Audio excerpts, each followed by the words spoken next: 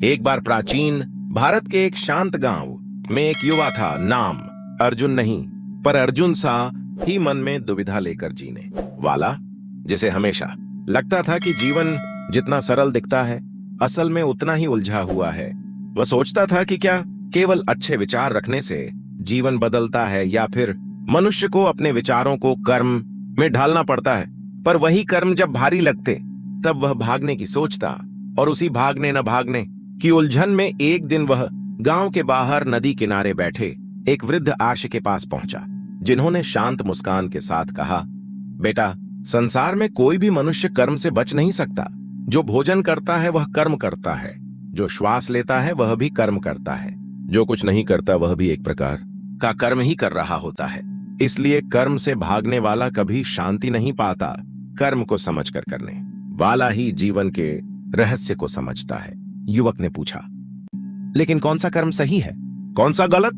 तब ऋषि ने कहा, यही प्रश्न जब अर्जुन ने युद्ध भूमि में श्री कृष्ण से पूछा था, तब गीता के 3 अध्याय कर्म योग का जन्म हुआ। आओ मैं तुम्हें वही अध्याय सुनाऊं, लेकिन वैसे नहीं जैसे किताबों में मिलता है, बल्कि एक विशाल प्रवाह की तरह, जैसे स्वयं कृष्ण युद्ध भूमि में बोले थे। और अब यही से भगवत गीता का 3 अध्याय शुरू होता है। अर्जुन का प्रश्न वही अनादिकाल से चलने वाला भ्रम कि हे केशव, अगर आप कहते हैं ज्ञान श्रेष्ठ है तो फिर मुझे कर्म में क्यों लगाते हैं? अगर ज्ञान से मोक्ष मिलता है तो कर्म क्यों? कृष्ण मुस्कुराते हैं, क्योंकि यही वह बिंदु है जहां मनुष्य का मन अपनी सबसे बड़ी भूल करता है, ज्ञान और कर्म को अलग समझना। जबकि कृष्ण कहते हैं कि ज्ञान और कर्म एक ही सत्य के 2 पंख हैं, बिना किसी एक के मनुष्य उड़ नहीं सकता। कृष्ण बताते हैं कि इस संसार में कोई भी क्षण ऐसा नहीं है जब मनुष्य कर्म न करे। शरीर की प्रकृति ही ऐसी है कि वह निरंतर कुछ न कुछ करता रहता है। जो व्यक्ति यह कहे कि मैं कुछ नहीं कर रहा, वह भी गलती में है, क्योंकि उसके भीतर की प्रकृति, उसकी इंद्रियां, उसके विचार, उसका श्वास सब कर्म कर रहे होते हैं। इसलिए कर्म से भागना अज्ञान है, कर्म को समझकर कर्म करना ही ज्ञान है। कृष्ण आगे कहते हैं कि मनुष्य को निष्काम कर्म करना चाहिए, यानी फल की इच्छा को मन से निकाल कर कर्म करना, क्योंकि इच्छा ही बंधन है, कर्म कभी बंधन नहीं। इच्छा मन को बांधती है, कर्म मन को मुक्त करता है जब वह इच्छा रहित होता है। अर्जुन पूछता है, लेकिन इच्छा क्यों जन्म लेती है? कृष्ण कहते हैं कि इच्छा का जन्म मनुष्य की रजोगुणी प्रवृत्ति से होता है, और यह प्रवृत्ति तभी शांत होती है जब मनुष्य अपने स्वधर्म, अपने जन्मजात स्वाभाविक कर्तव्य को समझकर कर्म करता है। जो कर्म मनुष्य की प्रकृति के अनुकूल होता है वही उसे शांति देता है, और जो कर्म वह दूसरों की नकल में करता है वह उसे भ्रम, भय और निराशा की ओर ले जाता है। कृष्ण फिर बताते हैं कि इस संसार की रचना ही यज्ञ चक्र पर टिकी हुई है, यानी हर कर्म का उद्देश्य केवल व्यक्तिगत लाभ नहीं बल्कि समष्टि की सेवा होना चाहिए। मनुष्य जब केवल अपने लिए करता है तो वह भोगी हो जाता है, लेकिन जब सबके लिए करता है तो वह योगी हो जाता है। यज्ञ कोई अग्नि में हवन नहीं, बल्कि यह भावना है कि मैं जो करता हूं वह किसी बड़े उद्देश्य के लिए कर रहा हूं। जब यह भावना आती है तभी कर्म योग बन जाता है। अर्जुन को समझाते हुए कृष्ण कहते हैं कि पुराने हास्य मुनि, जनक, भीष्म, परशुराम सभी ने कर्म के द्वारा ही सिद्धि प्राप्त की, किसी ने भी कर्म से भागकर नहीं। इसीलिए अर्जुन को भी युद्ध करना चाहिए, क्योंकि युद्ध उसका स्वधर्म है। जैसे सूरज अपना प्रकाश देता है, हवा चलती है, नदी बहती है, वैसे ही अर्जुन का कर्म है युद्ध करना, और उसे वही करना चाहिए। कृष्ण यह भी बताते हैं कि जो लोग श्रेष्ठ हैं उन्हें कर्म इसलिए करना चाहिए क्योंकि समाज उनके कार्य को देखकर ही मार्ग चुनता है। यदि श्रेष्ठ जन कर्म छोड़ देंगे तो समाज भी आलसी, आकर्षित और भ्रमित हो जाएगा। इसलिए कर्म करने वाला व्यक्ति केवल अपने लिए नहीं बल्कि समाज के लिए भी कर्म करता है। अर्जुन से कहते हैं, यदि मैं स्वयं भी कर्म न करूं तो तीनों लोक नष्ट हो जाएं। इसलिए मैं भी कर्म करता हूं, यद्यपि मुझे किसी कर्म का फल नहीं चाहिए। यही भगवान का अद्भुत संदेश है कि ईश्वर भी कर्म करता है, तो मनुष्य कैसे कर्म से बच सकता है? और फिर आता है वह गहरा रहस्य। कृष्ण अर्जुन से कहते हैं कि मनुष्य जो भी बुरे कर्म करता है वह उसके शत्रु नहीं, उसका असली शत्रु उसकी वासना और क्रोध हैं जो रजोगुण से पैदा होते हैं। वासना मन को बांधती है, क्रोध मन को जला देता है और दोनों मिलकर बुद्धि को नष्ट कर देते हैं। जब बुद्धि नष्ट हो जाती है तब मनुष्य सही गलत नहीं पहचान पाता और यही पतन का रास्ता है। इसलिए कृष्ण कहते हैं कि पहले मनुष्य को अपनी इंद्रियों को वश में करना सीखना चाहिए, क्योंकि इंद्रियां मन को खींचती हैं, मन बुद्धि को प्रभावित करता है और बुद्धि निर्णय को। अगर इंद्रियां वश में हो तो मन शांत होता है और जब मन शांत होता है तब बुद्धि प्रकाशित होती है और मनुष्य सही मार्ग चुनता है।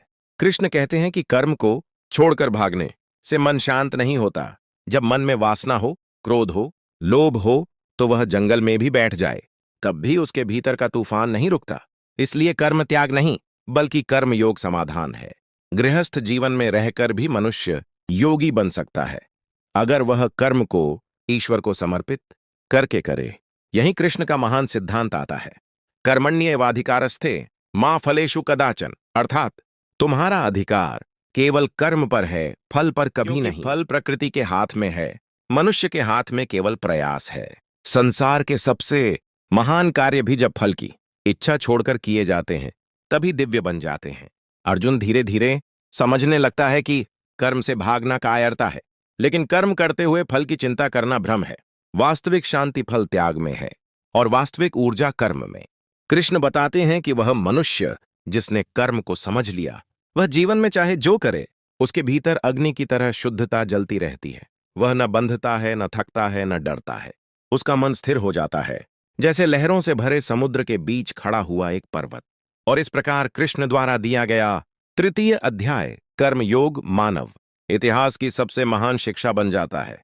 यह अध्याय कहता है कि जो मनुष्य अपने स्वभाव के अनुसार कर्म करता है, बिना फल की चिंता के, दूसरों की भलाई को ध्यान में रखकर, वह न केवल संसार को बेहतर बनाता है बल्कि स्वयं भी मुक्त हो जाता है। यही जीवन का सार है, यही गीता का तृतीय अध्याय है और यही वह ज्ञान था जिसे सुनकर अर्जुन की दुविधा कम होने लगी और उसका मन स्थिर होकर अपने कर्तव्य की ओर बढ़ने लगा। कर्म का मार्ग केवल कार्य करने का नहीं बल्कि जीवन को उच्चतम उद्देश्य से जोड़ने का मार्ग है। जैसे हम खेत में बीज बोते हैं और फसल की प्रतीक्षा करते हैं, वैसे ही हमारे प्रत्येक कर्म का फल भी समय पर मिलता है। परंतु ध्यान रखो, कर्म करते समय मन को फलों से जोड़ना ही दुख का कारण बनता है। जिस प्रकार नदी बिना रुके अपने पथ में बहती रहती है और अपने गंतव्य तक पहुंचती है, वैसे ही मनुष्य को अपने कर्म में निश्चल और निस्वार्थ रहना चाहिए। कर्म करने में न आलस्य करना, न उत्साह का अतिरेक करना और न ही परिणाम की चिंता में उलझना ही सच्चा धर्म है। भगवान कृष्ण कहते हैं कि समाज में सभी लोग अपने अपने कर्तव्य निभाते हैं और इसी संतुलन से संसार चलता है। यदि प्रत्येक व्यक्ति केवल अपने कर्तव्य का पालन करे बिना अपने सुख दुख का चिंतन किए, तो व्यक्ति स्वयं भी उन्नति करता है और समाज भी समृद्ध होता है। यह एक ऐसी नीति है जो न केवल व्यक्तिगत जीवन को संतुलित बनाती है बल्कि संपूर्ण जगत को स्थिरता प्रदान करती है। हमारे कर्म केवल स्वयं के लिए नहीं बल्कि दूसरों के लिए भी योगदान देते हैं। जैसे सूरज अपनी ऊर्जा बिना किसी भेदभाव के सभी पर देता है, वैसे ही हम भी अपने कार्यों में निस्वार्थ भाव अपनाएं। प्रत्येक कार्य चाहे छोटा हो या बड़ा, यदि समर्पण और निष्ठा से किया जाए तो वह जीवन को महान बनाता है। यही कारण है कि कर्म योग में केवल कर्म करने का महत्व नहीं बल्कि उसमें ईश्वर समर्पण, समाज के लिए योगदान और मन का स्थिर रहना भी आवश्यक है। अंत में यह नीति हमें यही सिखाती है कि जीवन का उद्देश्य केवल सुख प्राप्त करना नहीं बल्कि अपने कर्मों को ईश्वर और समाज के हित में समर्पित करना है। जब मनुष्य निस्वार्थ भाव से कर्म करता है बिना परिणाम की चिंता किए, तो उसे न केवल मानसिक शांति मिलती है बल्कि उसकी आत्मा भी पवित्र होती है। यही भगवद गीता का तृतीय अध्याय हमें समझाता है, कर्म करो, फल की चिंता छोड़ो, समाज और धर्म के लिए समर्पित रहो और जीवन को उच्चतम लक्ष्य की ओर अग्रसर करो।